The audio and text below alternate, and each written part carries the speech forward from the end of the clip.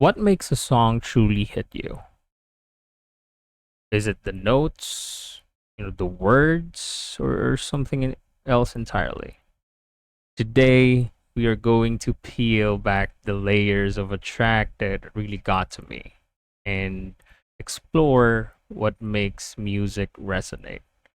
Get ready, because we're diving into Magpakailanma by featuring Pijong.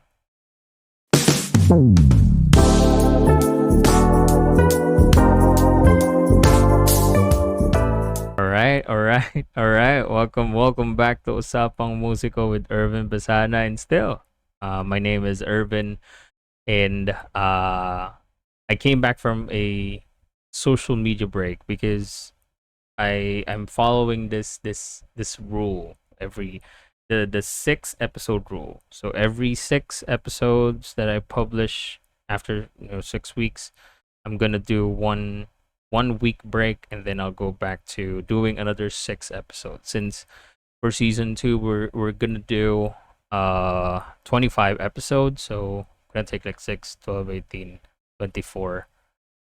Yeah, three breaks, three week breaks, because again, man, I'm a one man team. But still, guys, thank you so much from the bottom of my heart to everyone who's listening on Spotify, watching the video on YouTube, and listening to other podcasting platforms. To be honest, I was shocked. I have listeners from Apple Podcasts. We have people from Castbox and other, other podcasting platforms, which is really weird, to be honest. At first, it's really weird, but again, thank you guys from the bottom of my heart. I really truly appreciate it. Now, before we begin our music review, or our track review, let me tell you a bit about featuring Pajong. They're an indie band from Laguna, and they're part of our group Laguna Vibes. And the biggest achievement so far, I'm not really sure, but for me, the biggest achievement so far is that they are Red Horse Musiklaban 2024 or 2024 Red Horse Musiklaban's grand finalists. So they had the chance to represent our hometown Laguna, and they really did the great job, to be honest. They're really great, and they've grown so much from the moment that we saw them, we watched them, and being part of our group. So yeah, they're one of our premier bands in Laguna Vibes. And which is and what's even cooler, to be honest, is that they're good friends of mine. um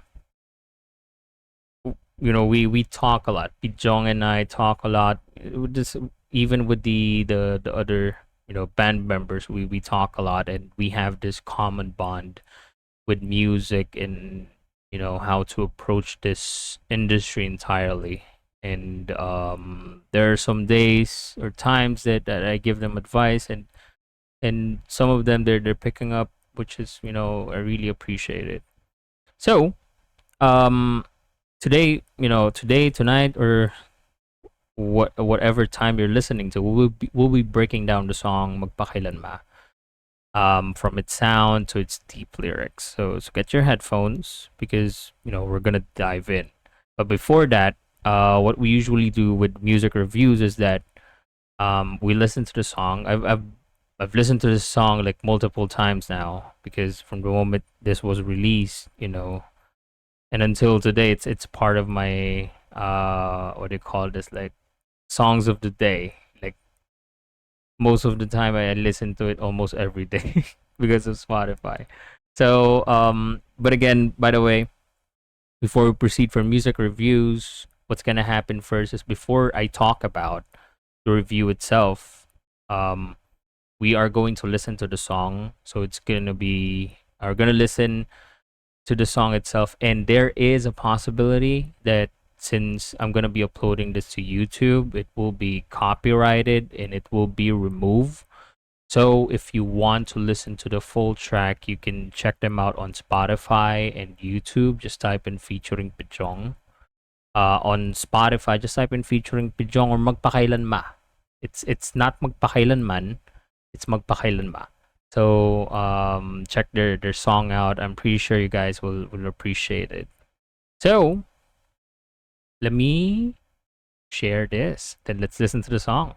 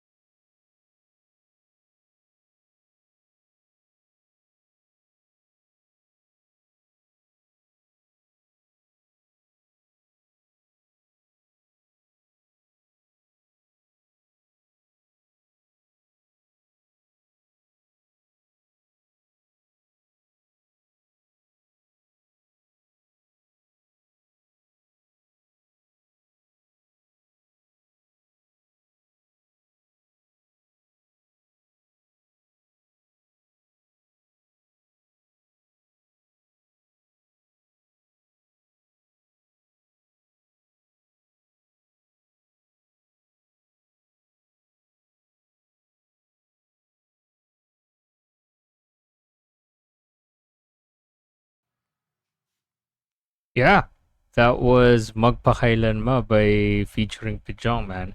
I forgot to mention um Pijong was actually a guest last season. So we talk about um how to become a front man, his history and his career as a front man, and that was before Red Horse Musiklaban, pare. Yeah, and after that, I think his career, and the band's career took off. Right now, they're doing a lot of gigs. From the time of this recording, they are part of Macbeth's invasion gig here in Santa Rosa, and they just like a few months or weeks ago, they did a show in San Pedro Laguna with Itchy Worms and this band, which is like a big festival. And I'm pretty sure there's a lot more. They opened for Razorback, I believe. Just there's a lot, too many to mention. These guys are thriving in the industry right now. And I'm pretty sure they're gonna be a big player in the industry. So yeah, that was Magpakailanma by the band featuring Pajong. You can follow them, or you can listen to the song on Spotify and YouTube. But you can follow their band on their social media on Facebook, and I don't know if they have Instagram, but Facebook and TikTok and YouTube. Yeah. All right. So let's talk about the my review. So we're gonna do like three points here. One is my review, and then the deep dive into the lyrics, and then the feedback. All right. So let's talk about my review first. So of course, let me start with the opening hook. So from right from the start, the guitar lick instantly pulled me in. It felt like a trip back to the early 2010s.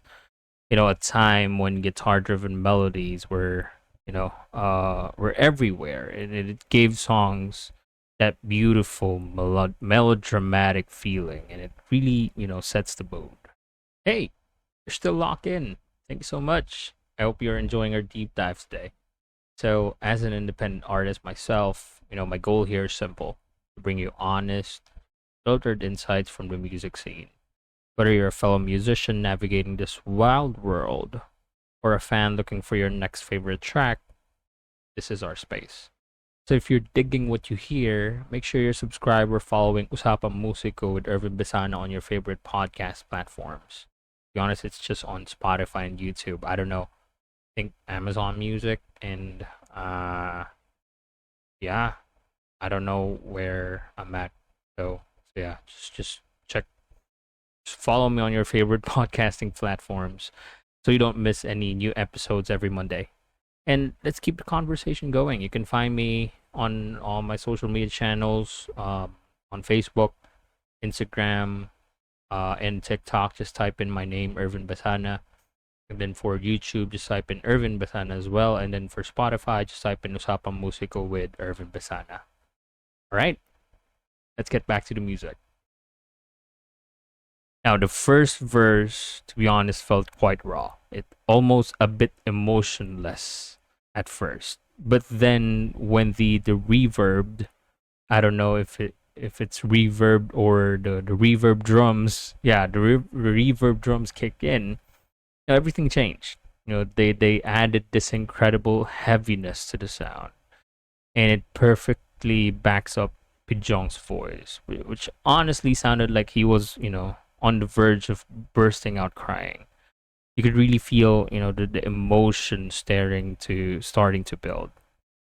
And then the guitar lick in the first chorus suits the vocals for perfectly. It's not trying to overpower Pijong's voice, but instead it adds this deep emotional layer to that cry for help kind of feeling in that singing. And it's really effective. After the first chorus, the song gets a little boost. The drum pattern combined with the wah effect and the delayed guitar lick gave it a nice burst of energy. It's a subtle shift, from being kind of emotionless to after the first chorus, having this burst of energy and the subtle shift. It really is effective. It keeps things interesting. But then when the second pre-chorus arrived, the mood really shifted again. It became gloomy and even more emotional, but with a surprising touch of anger. It adds a whole new layer to the story that the song is telling. And for me, the chorus hook is what I call the creme de la creme, which is the best part of the song. It captures all the right feels for a perfect emotional track. And huge kudos, of course, to the rhythmic guitar lick. It's catchy and it fits the song's vibe like a glove. It just pulls you in.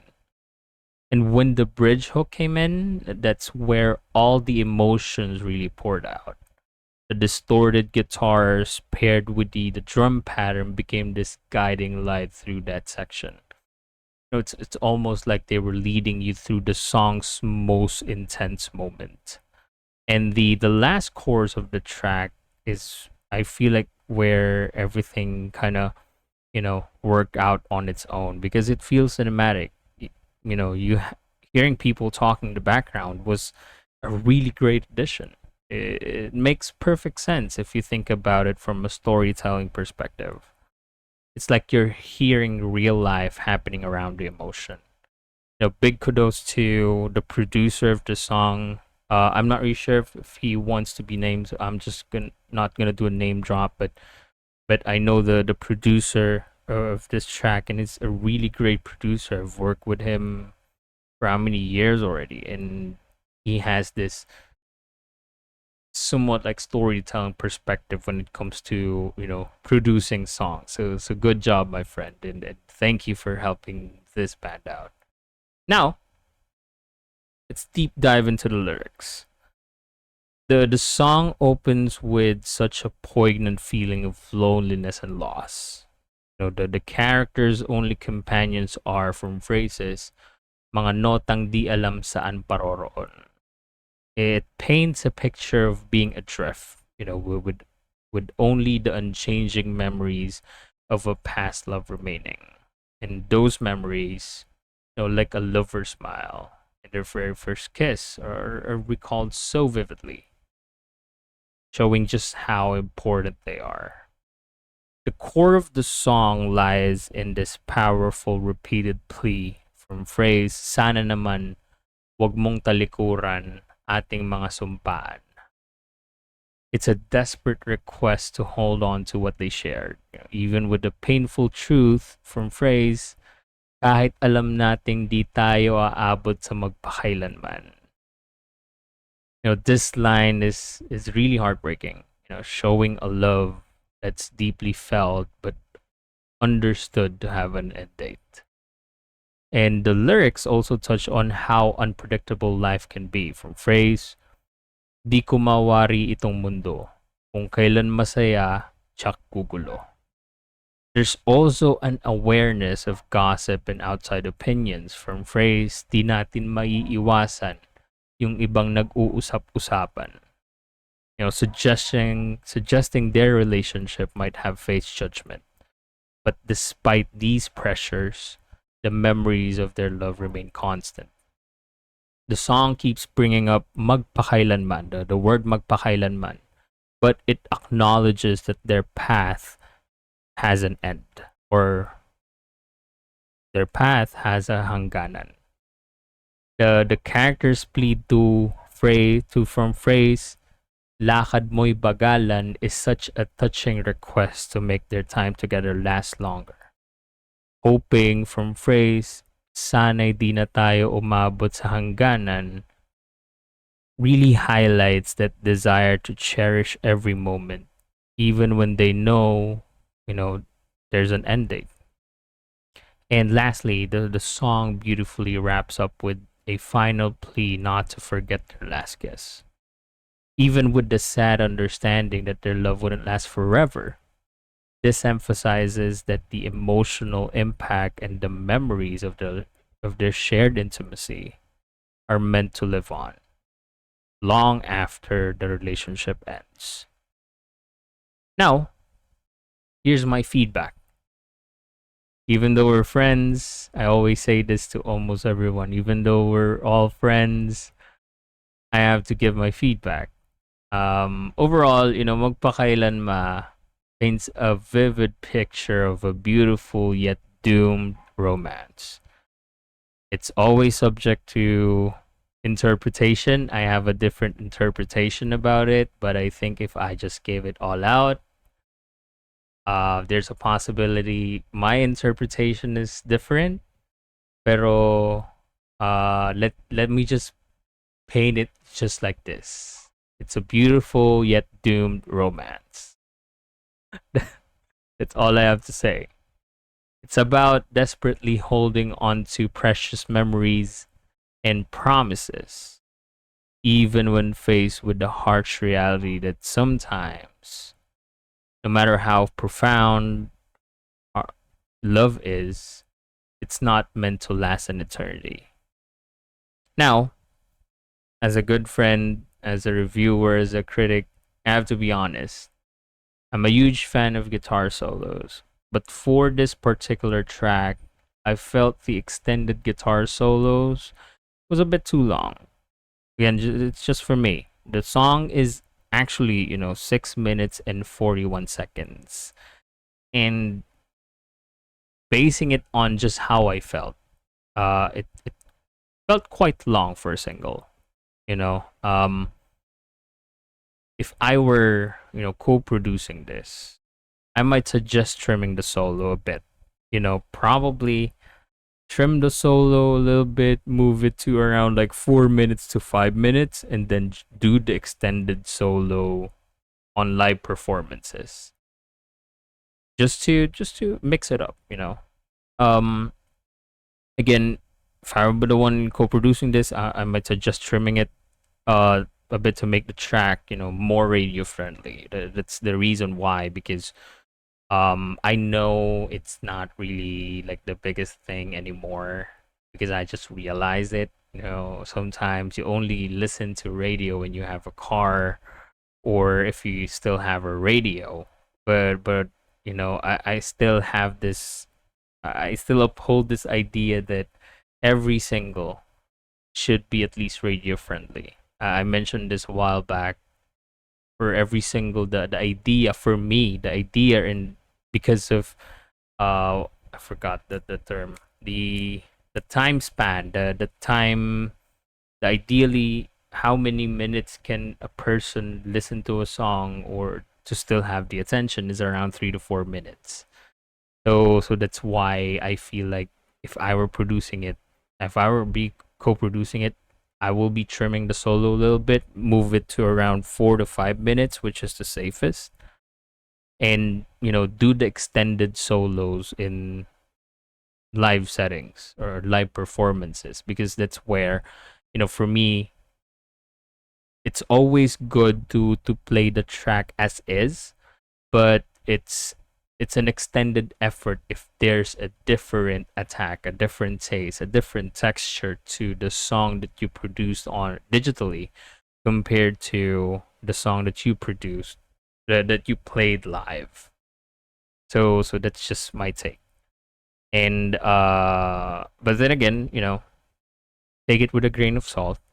For everyone that's gonna be listening to this, if you guys will be producing or gonna be recording a song, I suggest, again, this is just my suggestion though, don't cancel me on this, okay? So this is my suggestion, is that if you feel like the song that you created is around 6 minutes to 7 minutes and there's a couple of things that you can trim out, then do it. But again, it depends. If you feel like it's really needed to complete the story, then by all means. I mean, just for me, based on how many times I've listened to it, even in live, even in on Spotify, I feel like the extended solos are a little bit, a bit of a stretch. But again, there is a possibility there's a different interpretation to it. I don't know. It's just my take on it. Again, take it with a grain of salt. But even with that one small point, Magpakailanma is really good. It's a deeply emotional and well-crafted song that tells us a story. And featuring Pijong has really delivered something powerful here. All right, so what are your thoughts on Magpakailanma by featuring Pijong? Have you guys heard it? What parts of the song or lyrics resonated with you the most? So you can share your thoughts, and let's discuss it over on my social media pages or from wherever you're listening to. If you're listening on Spotify, you can comment down below. If you're listening on YouTube or watching on YouTube, you can comment down below. And I'm really looking forward to hearing your perspective on this song. All right, and for next week, we're gonna explore another big question because it's always about asking questions. Question is, what exactly is what exactly is meaningful music in today's world? All right. So before we end the episode, again, guys, thank you so much for subscribing, for following me. You can follow me on Spotify. Leave me 5 stars, and then for YouTube, you can subscribe. You know, hit like, and then just add a comment. Or you can follow me on my socials. I'm on Facebook, Instagram, YouTube, TikTok, and Substack. I forgot. Yeah, I'm already on Substack. So you have a couple of people there, watching the blogs, and there's a direct link to the episodes there, so you can truly, watch it. But for the meantime, again, guys, thank you so much. By the way, huge shout out um to all the listeners out there. I really appreciate you. By the way, I forgot to mention I did a short talk at I forgot the term that was the Glee Club from Perpetual. I did a small talk about meaningful music. So thank you guys. I really appreciate it. So again, um follow me on my socials. Follow me on listen to the episode on Spotify, Apple Podcasts, or wherever you're listening to your podcasts. And my name's Irvin, and you guys take care. See you next week. Peace.